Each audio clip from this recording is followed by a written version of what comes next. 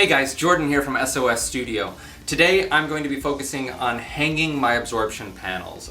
In one of the last videos I showed you how to build some absorption panels out of 2 feet by 4 feet by 2 inch fiberglass. And in this video I'm going to hang them in my studio, and I'm going to show you how. I'm going to cover some of the hardware we're going to be using, the placement in the room, as well as the reason why I'm going to float them off the wall. As you can see right now, I got my absorption panel. It's up on a stool just to mark the placement of where I want to put it. And the important thing that we're going to cover today is I actually want the absorption panel to be hovering off the wall. Sometimes you can put it flat to the wall, which is great. It's going to absorb sound.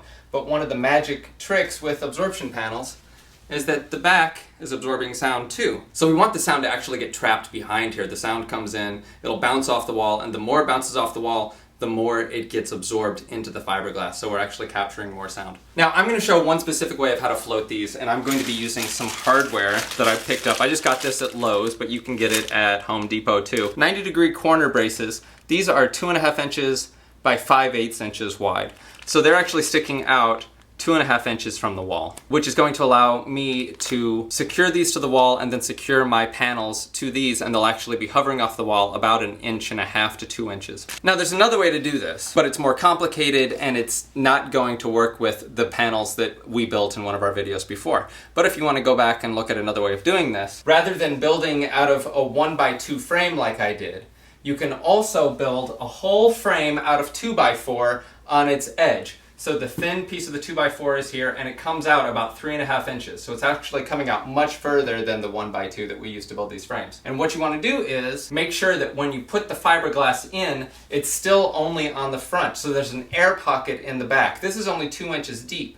So that means that there's 1.5 inch air pocket trapped behind the fiberglass inside the 2x4 frame. The way that we're going to hang these, you're going to see a very visible gap between the wall and the panel, which aesthetically I was actually okay with. So that's why I chose to do this. It's a little bit easier, it's a little bit cheaper, and I was okay with seeing it floating off the wall. I think it has kind of a cool feel. You do want to make sure that you go through and actually trim up all of your edges. I had lots of loose fabric on here when I made these, kind of flapping in the wind, and I went through and I took some scissors and I cleaned all of that up. So for everything I'm about to show you, you're going to want a tape measure, a level of any size, it doesn't have to be this small, those brackets that I showed you earlier, a hammer, a drill, a pen, and these guys. These are self-drilling wall anchors. There are several different ways in order to anchor into the wall. The best way, obviously, is to drill directly into studs. But if you're doing something as specific as a sound treatment placement around the room, you need it to go where the sound is going. You don't need to be at the mercy of where the studs are in your room. So first I need to make the measurements. I know that I want the top of my panel at 16 inches from the ceiling. I also know that this panel is 25.5 inches across. So in order to hit right in the middle and in order to anchor this to the wall, I need to hit at 12.75 inches. Ideally, you'll have a stud finder with you, because if you can use the stud finder, you can go through the wall, you can find out if you need to use a wall anchor, or if you can just drill right into a stud. If you don't have a stud finder, and even if you do, I still recommend taking a small drill bit and drilling directly into the wall to make sure that you're not hitting wood, because if you try to drill into a wall with one of these self-drilling wall anchors and you hit wood, you're just going to leave a big hole in your wall for no reason. Alright, nothing but drywall there, so I'm going to grab one of my self-drilling drywall anchors. Screw that in until it is flush with the wall. And then I can take my first bracket and screw it in. So now I've got my first brace or bracket up. I know that my panel is 49.5 inches from frame to frame. So that means I need to go from 49.5 inches from this arm to this arm, not from screw to screw, because it's not completely flush with the arm. So you need to go from this arm to this arm.